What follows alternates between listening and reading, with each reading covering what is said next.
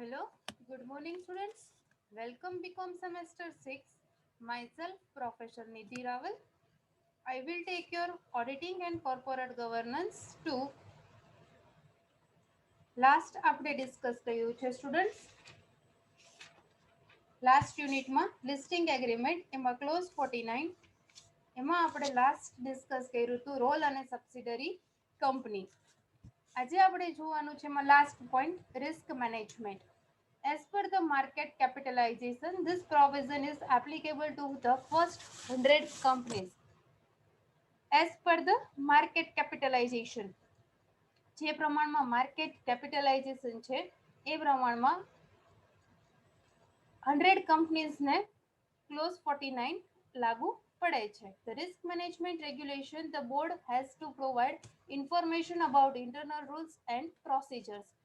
કોઈ પણ કંપની હોય છે એનું મેનેજમેન્ટ હોય, રૂલ્સ અને રેગ્યુલેશન્સ હોય, બોર્ડ ઓફ ડાયરેક્ટર હોય છે કે જે ઇન્ફોર્મેશન પ્રોવાઈડ કરે છે સેના related internal rules and procedure. Rules કયા કયા છે એની પ્રોસિજર શું છે એ એમાં ડિસ્ક્રાઇબ કરવામાં આવે છે ક્લોઝ 49 માં. To frame the risk management regulation committee in which there should be majority of board of director and the chairman should also be director in the board. Policy બનાવવામાં આવે છે રિસ્ક મેનેજમેન્ટ કેટલું છે regulation committee બનાવવામાં આવે છે કે જેમાં મેજોરિટી કોણ હોય છે બોર્ડ ઓફ ડાયરેક્ટર અને એના chairman. Chairman also should be the director in the board. હવે અહીંયા આપણે ટોટલ બુકમાં જેટલો સિલેબસ હતો એટલો સ્ટુડન્ટ કમ્પ્લીટ થાય છે. બુક સિવાયના જે પોઈન્ટ્સ છે અને આપણા સિલેબસમાં છે અને બુકમાં નથી એ પોઈન્ટ આપણે હવે નેક્સ્ટ અત્યારે ડિસ્કસ કરીએ છીએ. એમાં ફર્સ્ટ જોઈએ તો આપણો ફર્સ્ટ યુનિટ હતો student verification and valuation testing. એમાં હતું introduction meaning verification, objective, importance, assets અને liability verification and valuation, auditors duties and responsibility. Class જ્યારે ફિઝિકલ સ્ટાર્ટ હતા ત્યારે આપણે આ ડિસ્કસ કરેલું છે. Second unit divisible profit and dividend.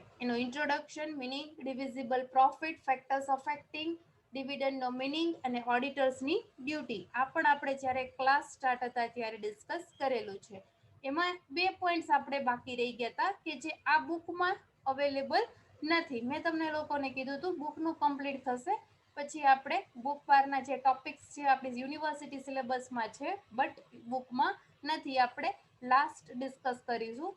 A point આપણે છે guiding principle for divisible profit. Divisible profit માટેના ગાઈડિંગ પ્રિન્સિપલ્સ એ હવે આપણે ડિસ્કસ કરવાના છે. અને સેકન્ડ હતું guideline of divisible guideline of dividend. એ પણ આપણે નેક્સ્ટ ડિસ્કસ કરવાનું. સેકન્ડ યુનિટના બે ટોપિક બાકી છે હવે આપણે ડિસ્કસ કરીશું.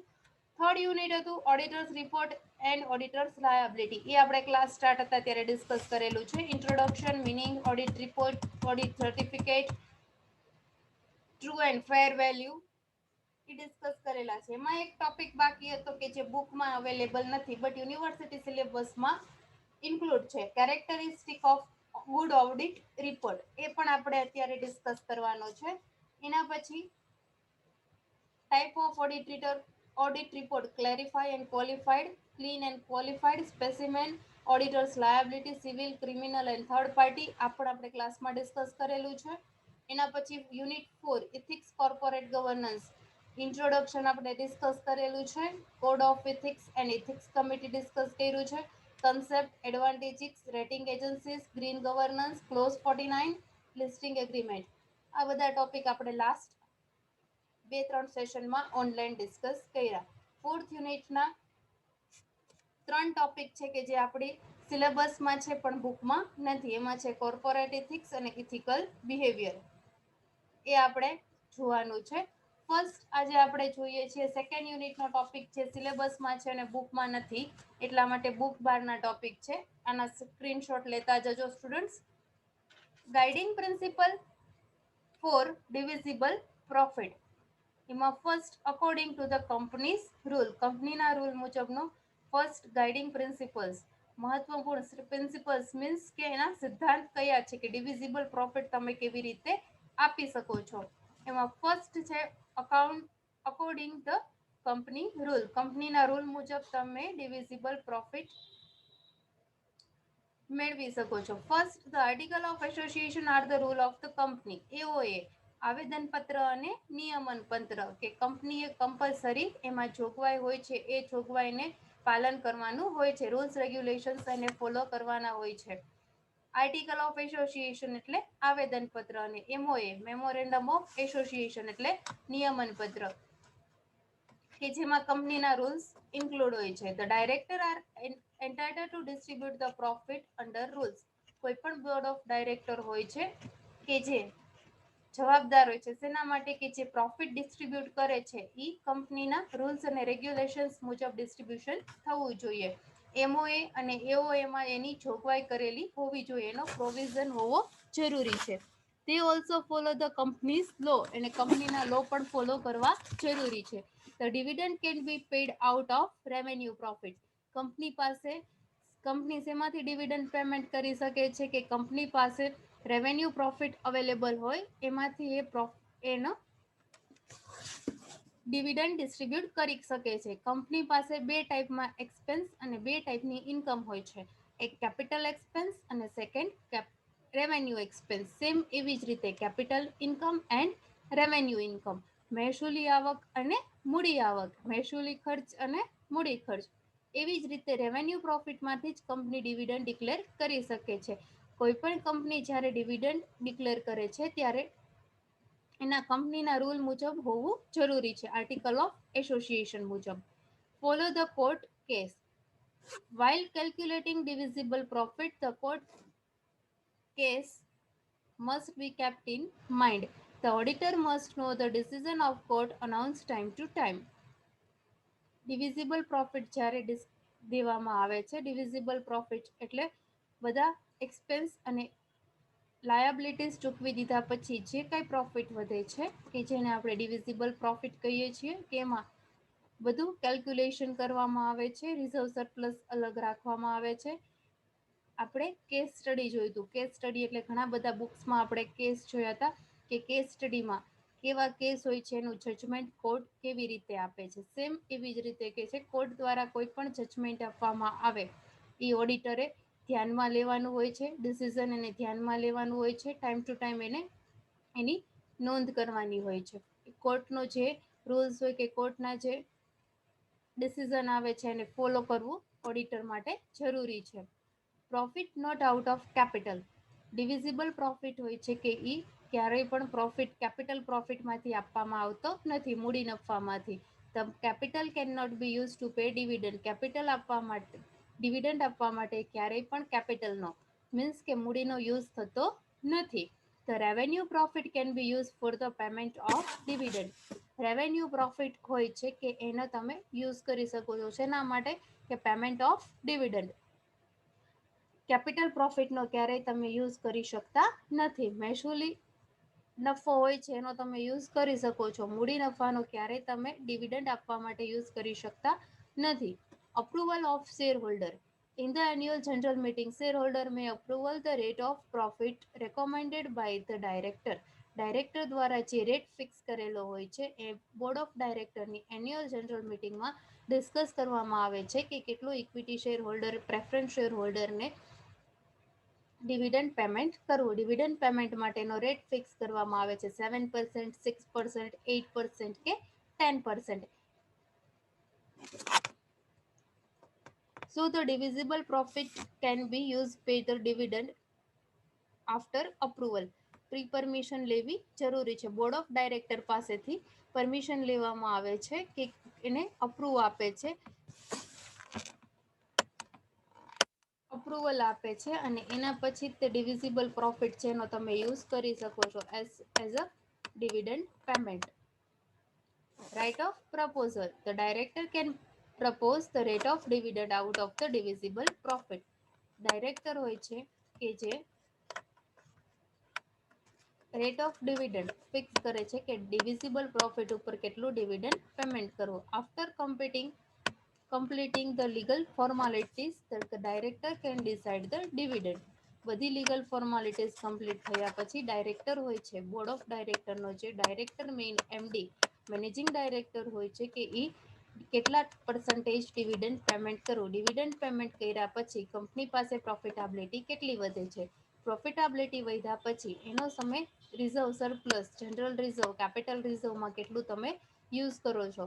બિઝનેસને એક્સપાન્ડ કરવા માટે કંપની પાસે ઇનફ પ્રોફિટેબિલિટી હોવી જોઈએ. ડિવિડન્ડ આપ્યા પછી પણ કંપની પાસે ઇનફ પ્રોફિટેબિલિટી હોવી જોઈએ કે જેના કારણે બિઝનેસને ગ્રોથ અને ડેવલપમેન્ટ કરી શકે, એક્સપાન્ડ કરી શકે. Undistributed profit. It is the right of director use such profit for the payment of dividend at the end of the year. It is a revenue of the provision year. Last યરમાં એની જોગવાઈ કરેલી હોવી જોઈએ કે અનડિસ્ટ્રીબ્યુટ profit કે હજી તમે પ્રોફિટ ડિસ્ટ્રીબ્યુટ કર્યો નથી. સપોઝ 3 પાર્ટનર્સ હોય ABC, તો ત્રણેય પાર્ટનર્સમાં હજી તમારે પ્રોફિટેબિલિટી ડિસ્ટ્રીબ્યુશન બાકી છે.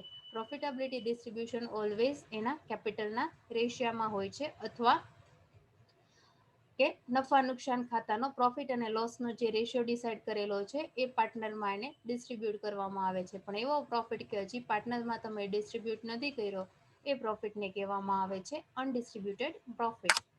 It is the right of the director to use the such profit for the payment of dividend. પાર્ટનર્સમાં પ્રોફિટેબિલિટી વેચ્યા પહેલા ડાયરેક્ટર પાસે રાઇટ્સ છે, અધિકાર છે કે ડિવિડન્ડ પેમેન્ટ પહેલા કરી શકે છે. આ પ્રોફિટનો યુઝ ડિવિડન્ડ માટે કરી શકે છે at the end of the year. Depreciation એટલે ઘસારો. Before declaring revenue profit, the depreciation on fixed asset must be charged. કોઈ પણ ફાઇનાન્શિયલ યર કમ્પ્લીટ થાય પછી ફિક્સ એસેટ્સ કાયમી મિલકતો ઉપર ડેપ્રિશિએશનનું કેલ્ક્યુલેશન કરવું જરૂરી છે.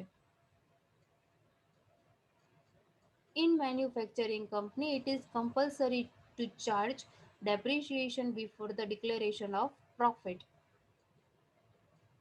કોઈ પણ મેન્યુફેક્ચરિંગ કંપની હોય, ઉત્પાદન કરતી કંપની કે એના માટે કમ્પલસરી છે કે ડિક્લેરેશન ઓફ પ્રોફિટ ડિક્લેર કર્યા પહેલા ડેપ્રિશિએશનનું કેલ્ક્યુલેશન કરવું જરૂરી છે.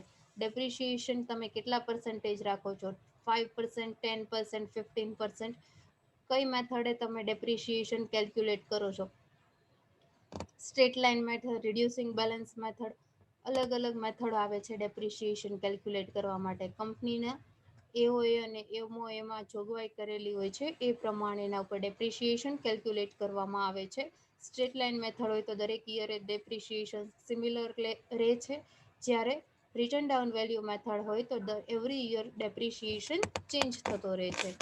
પ્રોફિટ આપ્યા પહેલા ડેપ્રિશિએશનને ધ્યાનમાં લેવું જરૂરી છે અને ડેપ્રિશિએશન ઓલવેઝ ફિક્સ એસેટ્સ ઉપર કેલ્ક્યુલેશન કરવામાં આવે છે. Secret reserve. કંપની પાસે અમુક સિક્રેટ રિઝર્વ હોય છે. આર્ટિકલ ઓફ એસોસિએશનમાં એની જોગવાઈ કરેલી હોય છે. If according the article of association, it is allowed to create and use such reserve, then this can be used for payment of the dividend. Dividend payment કરવા માટે આ જે સિક્રેટ રિઝર્વ હોય છે એનો કંપની ડાયરેક્ટર હોય છે એ use કરી શકે છે. સમટાઈમ્સ કંપની દ્વારા આર્ટિકલ ઓફ એસોસિએશનમાં જોગવાઈ કરેલી હોય છે કે અમુક સિક્રેટ રિઝર્વ કંપની દ્વારા રાખવામાં આવે છે કે જેનો બેનિફિટ સમટાઈમ્સ ડિવિડન્ડ ડિસ્ટ્રીબ્યુટ કરવા માટે અથવા તો બિઝનેસને એક્સપાન્ડ કરવા, ડેવલપમેન્ટ કરવા કે ગ્રોથ માટે યુઝ કરી શકે છે. Capital profit. Next point, capital profit means મૂડી નફો. Under certain condition the capital profit can be use to pay dividend. અમુક એવો કન્ડિશન હોય કે કંપનીને ડિવિડન્ડ ડિક્લેર કરવું જરૂરી છે. એક વખત ડિવિડન્ડ ડિક્લેર કરવાની જોગવાઈ, એક વખત તમે ડિવિડન્ડ ડિક્લેર કરી દો છો પછી તમે એને રિટર્ન પાછું ડિસિઝન લઈ શકતા નથી. આર્ટિકલ ઓફ એસોસિએશનમાં એની જોગવાઈ કરેલી છે અને અમુક કન્ડિશનમાં ડિવિડન્ડ કેપિટલ પ્રોફિટમાંથી પણ આપવામાં આવે છે. કેપિટલ પ્રોફિટ એટલે મૂડી નફામાંથી પણ આપવામાં આવે છે. But article association should allow the distribution of capital profit as a dividend. પણ આર્ટિકલ ઓફ એસોસિએશનમાં આવેદનપત્રમાં એની જોગવાઈ કરેલી હોવી જોઈએ કે ડિવિડન્ડ તમે કેપિટલ પ્રોફિટમાંથી આપી શકો છો, તો જ તે તમે કેપિટલ પ્રોફિટનો use as a payment to as a dividend તમે ડિક્લેર કરી શકો છો. Capital loss. Capital loss means કે મૂડીમાં ખોટ આવે છે. In spite of capital loss the dividend can be paid out of revenue profit. જ્યારે કંપનીને લોસ આવે છે ત્યારે રેવન્યુ પ્રોફિટમાંથી કંપની ડિવિડન્ડ ડિક્લેર કરી શકે છે. The capital profit must be use to eliminate capital loss first and then surplus can be used to pay the dividend. Capital profit છે એનો must be use eliminate capital loss. Capital પ્રોફિટનો use ક્યાં કરવામાં આવે છે? Capital લોસને પૂરવા માટે. Capital loss એટલે મૂડી જે ખોટ છે એને સરપ્લસ કરવા માટે, એને ડેફિસિટ જે ખાધ આવી છે એને દૂર કરવા માટે કેપિટલ પ્રોફિટનો યુઝ થાય છે. અને then surplus can be use to pay the dividend. અને જો બાકી પછી રિમેનિંગ પ્રોફિટ રહે છે એનો તમે ડિવિડન્ડ પેમેન્ટ કરવામાં યુઝ કરી શકો છો. Next point number 11, loss of provision year. If company suffer a loss in year 1 year but earn profit next year, such loss can be adjusted by company from benefit of the current year. કંપનીને last year loss જાય છે અને આ year profitability થાય છે, તો company last યરનો લોસને સરભર કરવા માટે, એડજસ્ટ કરવા માટે કરંટ યરનો પ્રોફિટ છે એનો બેનિફિટ મેળવી શકે છે. Next, રિવેલ્યુએશન of assets. Point number 12. રિવેલ્યુએશન એટલે દરેક એસેટ્સની ફરીને પુનઃમૂલ્યાંકન કરવામાં આવે છે. After the રિવેલ્યુએશન of assets, if it becomes surplus then it can be used after realization. Profit may be paid after selling the assets. રિવેલ્યુએશન કરવામાં આવે છે. ઘણી એસેટ્સની કિંમત વધારે આવે છે. બુક વેલ્યુ કરતાં માર્કેટ વેલ્યુ વધી જાય છે ત્યારે એની સેલ કરવામાં આવે છે અને એની જે કિંમત ઉપજે છે, રિયલાઇઝેશન થાય છે, એની જે કિંમત ઉપજે છે એને પ્રોફિટ તરીકે તમે કન્સિડર કરી શકો છો. રેવન્યુ પ્રોફિટ, મહેસૂલી નફો. According the principle of divisible profit, dividend must be paid out of revenue profit. According the principle of divisible profit, divisible profitના સિદ્ધાંત મુજબ ડિવિડન્ડ છે એ તમે રેવન્યુ પ્રોફિટમાંથી પણ ચૂકવી શકો છો. But it is essential that calculation should be correct. પણ એનું કેલ્ક્યુલેશન કરેક્ટ હોવું જરૂરી છે. Next point number 14, assets, goodwill, written down and up. If company has written down goodwill out of profit, it must also write off the assets with the appreciation, but the value written up should not excess than the true value.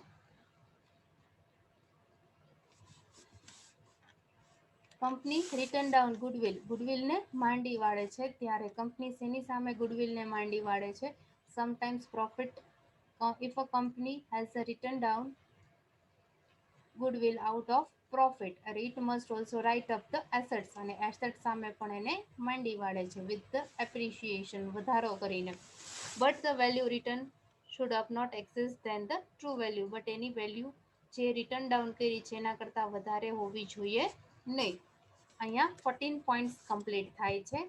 તેના આપણે જોયા guiding principle for divisible profit. Divisible profit માટેના guiding principles. First, according to company rule.